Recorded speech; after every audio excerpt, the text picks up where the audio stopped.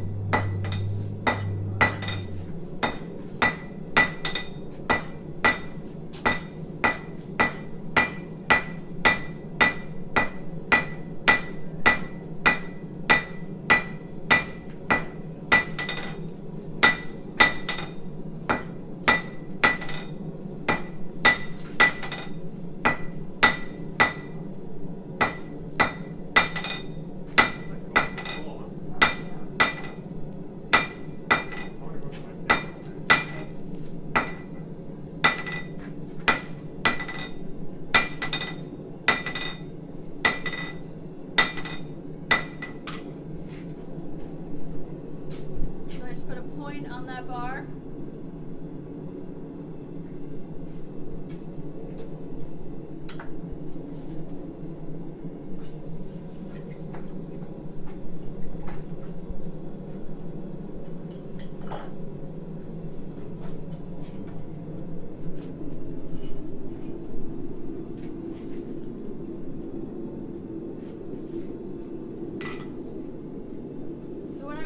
I need to remember that the anvil is also working as a hammer and that it's going to mirror whatever I do on the top as long as I'm at the right angle.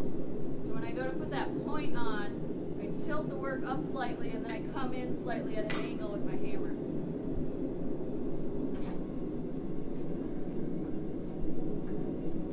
So now what I'm going to do is I'm going to elongate that point just to make a nice curve for the hook.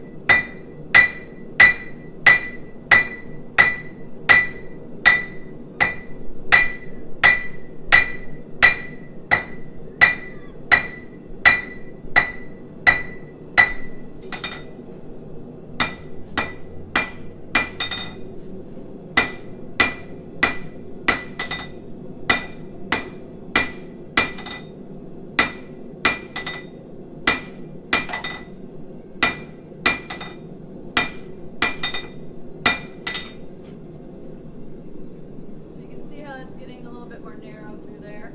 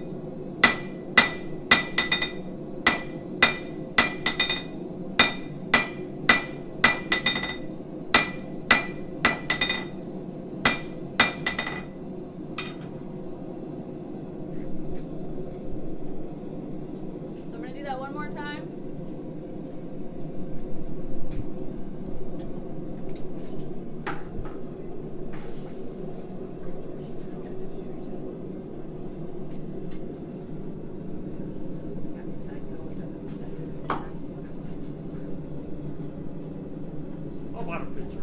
Yeah. Thank you.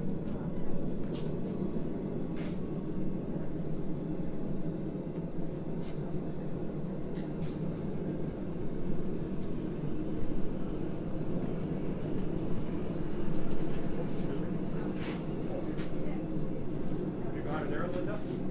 Huh? You got it there? No, I didn't. No, I didn't.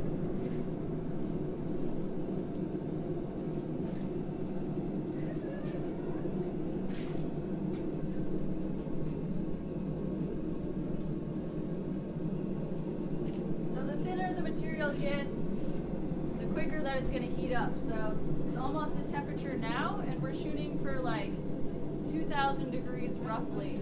And I'm looking in the forge and just using what color I see to determine what temperature the metal's at, if it's right, if it's too low. In a gas forge, it's really unlikely that it'll get too hot. You have more of a problem with that in coal forges, which we have in the shop here.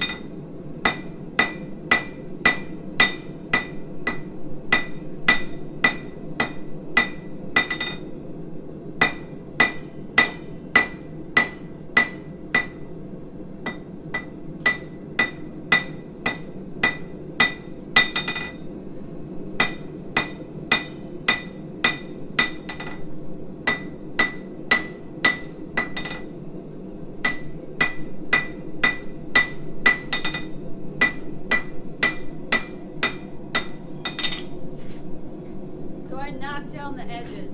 So I was keeping it square when I was drawing it out. Now I'm kind of rounding it a little bit. I'm going to round it more on the end here for about an inch, inch and a half.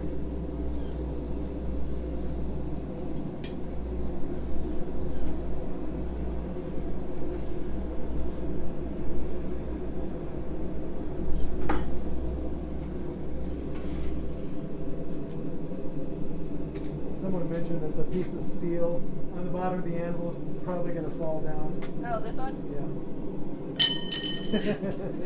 Yeah. Done. I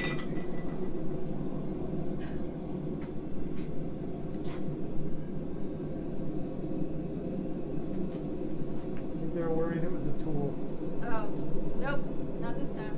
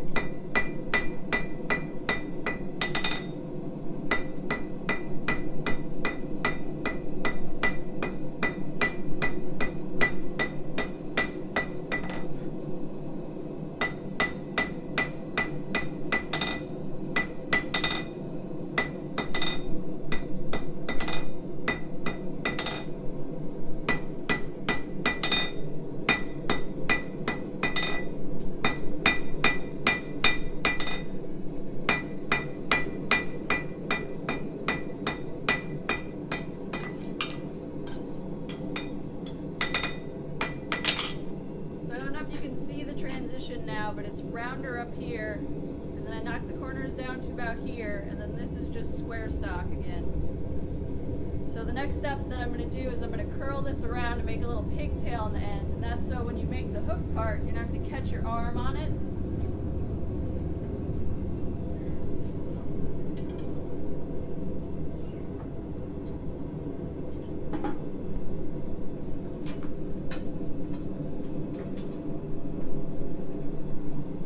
Nicole Emery says, so good to see you swinging a hammer. Miss your face. Nicole Emery. And then a couple people are asking about the quenching you're doing before your heats. Can you talk about that a bit? Yeah, it's just water and it's just to cool it so I can hold it with my gloved hand. It's a way to avoid using tongs for the whole thing. Eventually when I get the hook on the end, it's going to use up enough material where I'll get to the point where I have to use tongs all the time, and then I won't be quenching it in the water.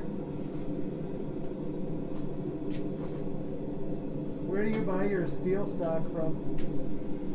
It used to be Discount Steel in Minneapolis, but they have now changed names to something weird. You can still Google Discount Steel, though. I think it starts with a C now. And it's just 1018 mild steel.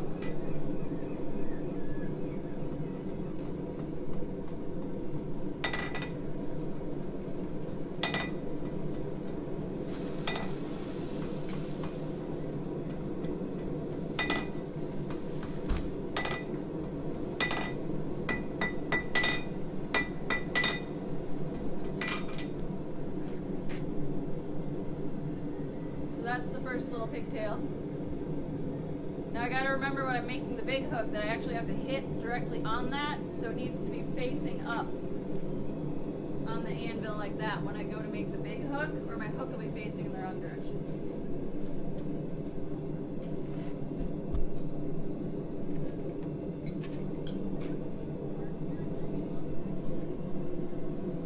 And I'm gonna quench that little tiny pigtail at the end because I'm gonna hit it and I don't want to squish it.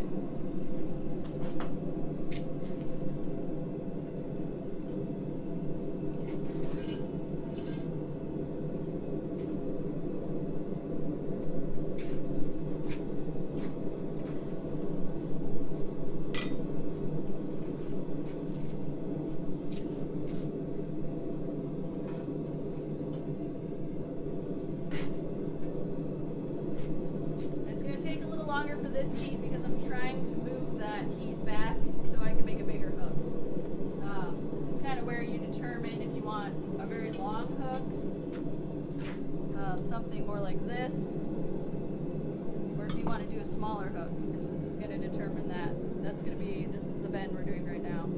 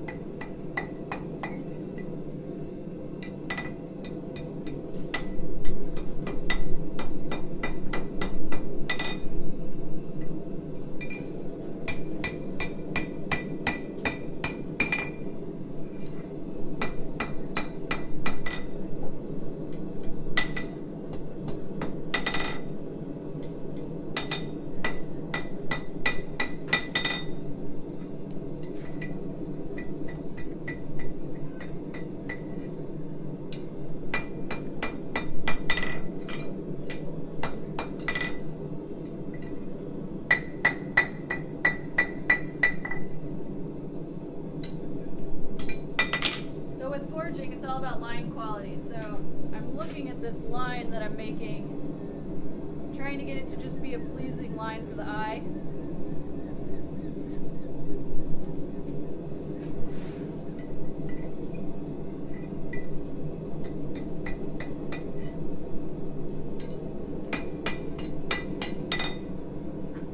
And trying to keep it straight.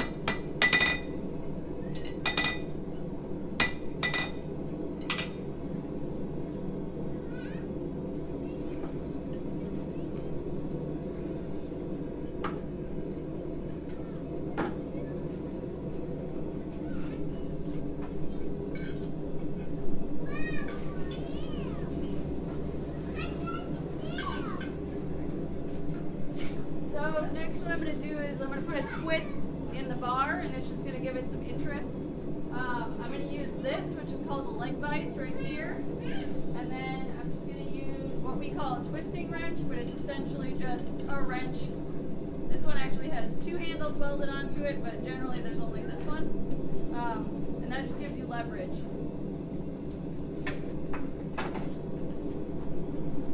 Caitlin James and Ariana Sellers say hello.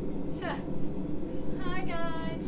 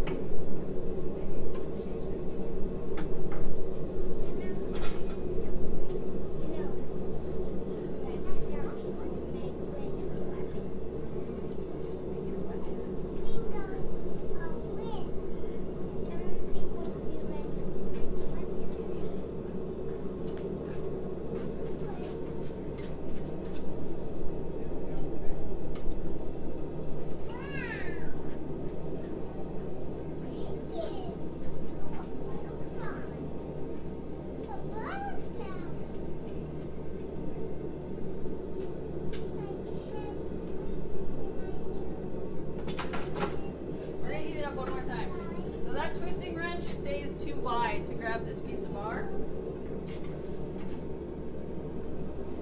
It wiggles quite a lot.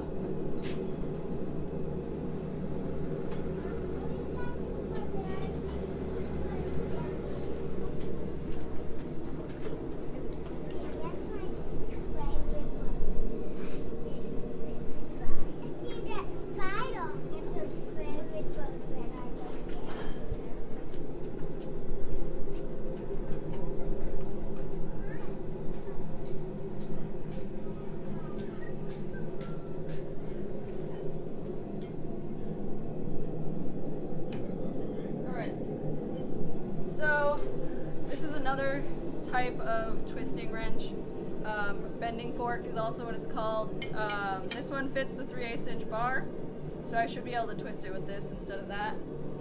This one just doesn't close quite far enough to catch it, and it twists a little bit in it, so it won't give a good twist.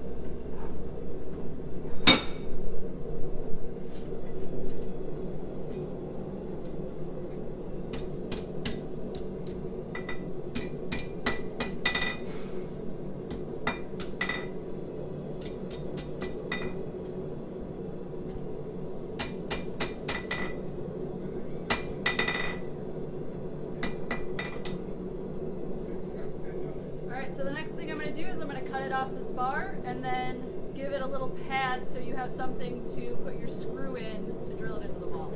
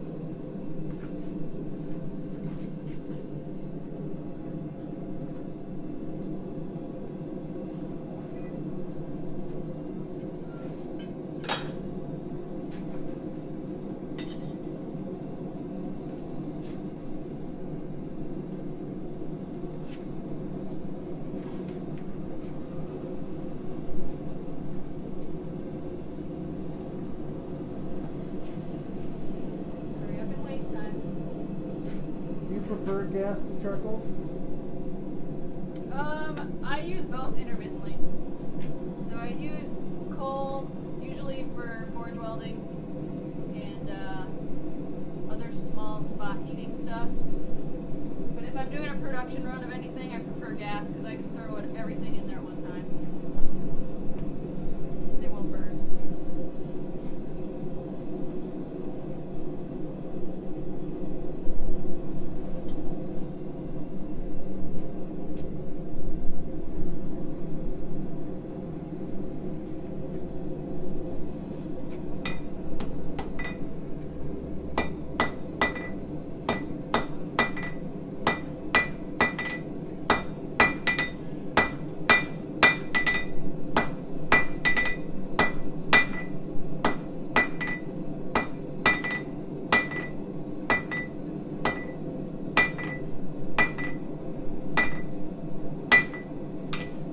put a point on there at the top.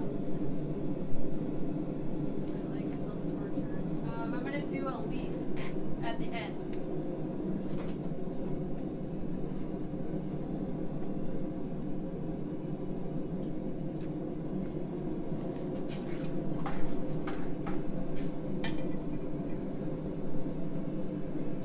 What's our time? 12:31. I'm almost done. This is the last part. At least the last part you have to watch. I won't punch a hole for you today, but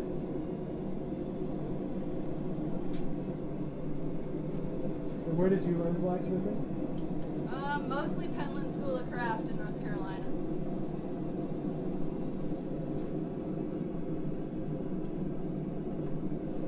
But then I apprenticed at the Metal Museum in Memphis for 2 years, so I just got done with that.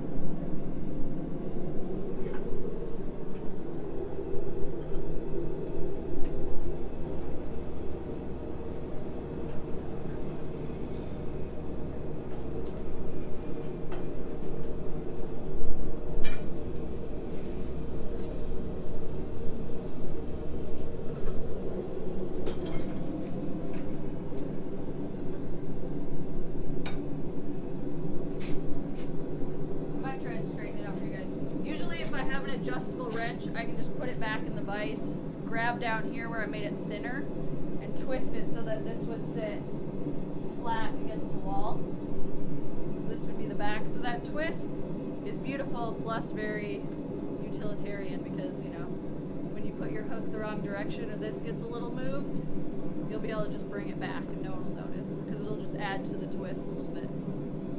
But that is the wall hook, a very long wall hook. Very long aprons or coats.